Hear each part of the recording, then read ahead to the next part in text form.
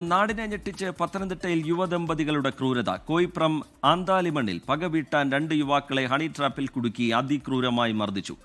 കെട്ടിത്തൂക്കി സ്വകാര്യ ഭാഗങ്ങളിൽ സ്റ്റേപ്ലർ അടിച്ചും നഖത്തിനടിയിൽ മൊട്ടുസൂചി കുത്തിയിറക്കിയുമായിരുന്നു പീഡനമെന്ന് യുവാക്കൾ പറഞ്ഞു. ഞങ്ങൾ ബാംഗ്ലൂരൊക്കെ വർക്ക് ചെയ്യുന്ന സമയത്തും എന്നോട് നേരത്തെ വർക്ക് ചെയ്തുകൊണ്ടിരുന്ന നേരത്തെ മുതൽ ഞങ്ങൾക്ക് അറിയാവുന്നതാണ്. നേരത്തെ അറിയാവുന്നതെന്ന് പറഞ്ഞാൽ സുഹൃത്തുക്കളാണ്. നമ്മൾ ഇത്രയൊന്നും പ്രതീക്ഷിച്ചില്ല. രണ്ടുപേരും വളരെ സൗഹൃദമായിട്ടാണ് വിളിച്ചു വരുന്നത്. തിരുവോണത്തിൻ്റെ അന്നൊരു 4 മണിയായപ്പോൾ ഇവിടെ ഞാൻ പോകുന്നത്. കഴിഞ്ഞ് സംസാരിച്ചുകൊണ്ടിരുന്നതിൻ്റെ ഇടയ്ക്കാണ് പെട്ടെന്ന് ചേച്ചി എന്താ പറയുക, ഈ പെപ്പർ സ്പ്രേയും വേറെന്തോ കൂട്ടിയിട്ട് മുഖത്തടിച്ചിട്ട് പെട്ടെന്നൊരു മർദ്ദനം, ഒരിക്കലും പ്രതീക്ഷിക്കാത്ത രീതിയിൽ. തുടർന്ന് രശ്മി ഒരു ഷാൾ എടുത്തുകൊണ്ട് വന്നിട്ട് കൈ കെട്ടി കയറും കൂടെ കൂട്ടിക്കേട്ടി എന്നെ കെട്ടി തൂക്കി. പെപ്പർ സ്പ്രേയുടെ അടിച്ചാൽ നമുക്ക് എന്താ കുറ്റം സംഭവിക്കുന്നത് എനിക്കൊന്നും പിടുത്തം കിട്ടിയില്ല.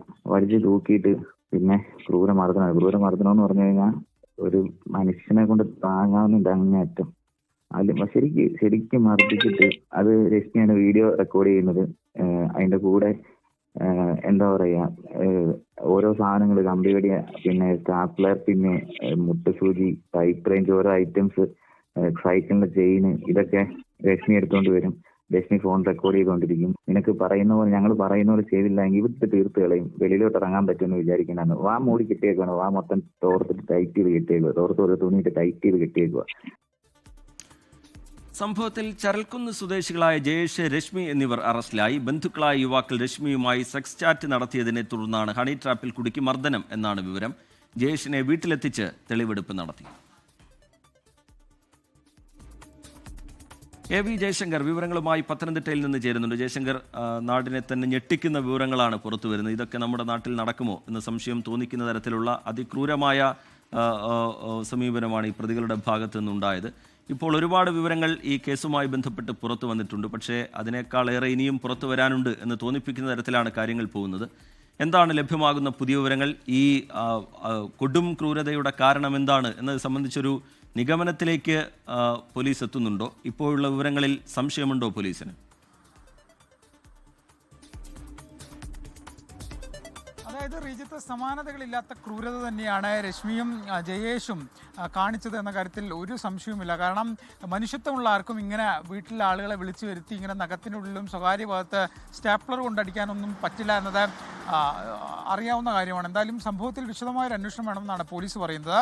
നിലവിൽ ഈ റാന്നി സ്വദേശിയുടെയും ആലപ്പുഴ സ്വദേശിയുടെയും പരാതിയിൽ കോയിപ്രം പോലീസിന് പകരം ആറന്മുള പോലീസാണ് കേസെടുത്തിരിക്കുന്നത്. കാരണം ഈ സംഭവം നടന്നിരിക്കുന്നത് കോയിപ്പുറം സ്റ്റേഷൻ പരിധിയിലാണ്. അതുകൊണ്ട് തന്നെ ആറന്മുളയിൽ നിന്ന് കോയിപ്പുറത്തേക്ക് കേസ് ട്രാൻസ്ഫർ ചെയ്യും. അതിനുശേഷമായിരിക്കും ഇക്കാര്യത്തിൽ കൂടുതൽ വിശദമായ അന്വേഷണത്തിലേക്ക് പോലീസ് എന്തായാലും കടക്കുക. ഇതുവരെ പ്രാഥമികമായ എല്ലാ വിവരശേഖരണവും ആറന്മുള പോലീസ് പൂർത്തിയാക്കിയിട്ടുണ്ട്. സംഭവവുമായി ബന്ധപ്പെട്ട് പോലീസ് നിലവിൽ പറയുന്നത് ഇങ്ങനെയാണ്: ഈ മർദ്ദനമേറ്റ 2 യുവാക്കൾക്കും പീഡനം നേരിട്ട 2 യുവാക്കൾക്കും ഈ പെൺകുട്ടിയുമായി മൊബൈൽ ഫോണിലൂടെ ബന്ധമുണ്ടായിരുന്നു. ഇവർ സെക്സ് ചാറ്റുകൾ ഈ കുട്ടിയുമായി നടത്തിയിരുന്നു. ഇത് ജയേഷ് അറിഞ്ഞു. പിന്നാലെ അത് വീട്ടിൽ തർക്കമായി. പിന്നീട് രശ്മിയും ജയേഷും കാര്യങ്ങൾ ഒത്തുതീർത്തു.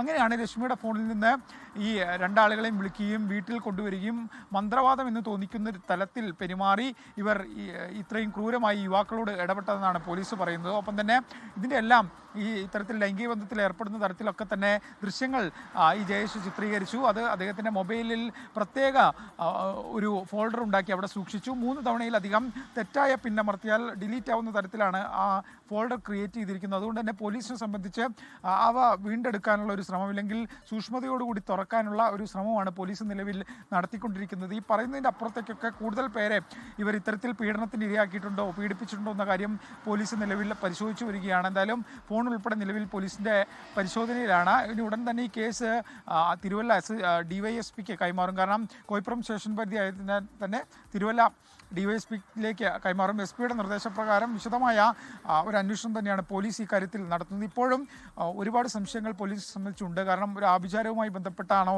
ഇത്തരത്തിലൊരു കാര്യം, അതോ സാമ്പത്തിക ലക്ഷ്യമാണോ, അതോ സൈക്കോപാത്തുകൾ മാനസിക നില തെറ്റിയാണോ ഇങ്ങനെ ചെയ്തെന്ന 3 ചോദ്യങ്ങൾ പോലീസിന് മുമ്പിലുണ്ട്. എന്തായാലും പോലീസ് ഇക്കാര്യത്തിൽ വിശദമായൊരു പരിശോധന നടത്തി വേണം കൂടുതൽ കാര്യങ്ങളെന്നാണ് പറയുന്നത്. എന്തായാലും 2 പ്രതികളെയും നിലവിൽ പോലീസ് കസ്റ്റഡിയിലാണ്. അവരെ ഉടൻ കോടതിയിൽ ഹാജരാക്കും. ജയേഷിനെ ഈ സംഭവം നടന്ന വീട്ടിലെത്തി തെളിവെടുപ്പിന് വിധേയമാക്കിയിരുന്നു. ഒരു കൂസലും ഇല്ലാതെ താൻ എന്തൊക്കെയോ നേടിയെന്ന മുഖഭാവത്തോടു കൂടിയാണ് ഇയാൾ തെളിവെടുപ്പിന് ഉൾപ്പെടെ എത്തിയത്. എന്തായാലും ചെറിയ വിജയശങ്കറാണ് വിവരങ്ങൾ നൽകുന്നത്. എന്തായാലും പോലീസിന് അല്പം കൂടി വ്യക്തത ഇതിന്റെ കാരണം എന്താണ് എന്നത് സംബന്ധിച്ച് വരുത്തേണ്ടതുണ്ട്. ഇപ്പോൾ പുറത്തു വന്ന ഇപ്പോഴുള്ള കണ്ടെത്തലിനപ്പുറത്തേക്ക് എന്തെങ്കിലും കാര്യങ്ങൾ ഈ കേസുമായി ബന്ധപ്പെട്ട് പുറം ലോകം അറിയാതെ ഇരിക്കുന്നുണ്ടോ എന്നുള്ളതിൽ വ്യക്തത വരുത്താനാണ് പോലീസിന്റെ ശ്രമം. പകവീട്ടാൻ വേണ്ടിയാണോ, മറ്റെന്തെങ്കിലും തരത്തിലുള്ള സാമ്പത്തിക ലാഭത്തിന് വേണ്ടിയാണോ, ആഭിചാരം പോലുള്ള എന്തെങ്കിലും പ്രശ്നങ്ങൾ ഇതുമായി ബന്ധപ്പെട്ട് ഉൾത്തിരിഞ്ഞ് കിടക്കുന്നുണ്ടോ എന്നുള്ള കാര്യത്തിലൊക്കെ പോലീസിന് വ്യക്തത വരുത്തേണ്ടതുണ്ട്. അന്വേഷണം ഊർജിതമാക്കുന്നുണ്ട് പോലീസ്. വി ജയശങ്കർ പത്തനംതിട്ടയിൽ നിന്ന് വിവരങ്ങൾ പങ്കുവെക്കുകയായിരുന്നു.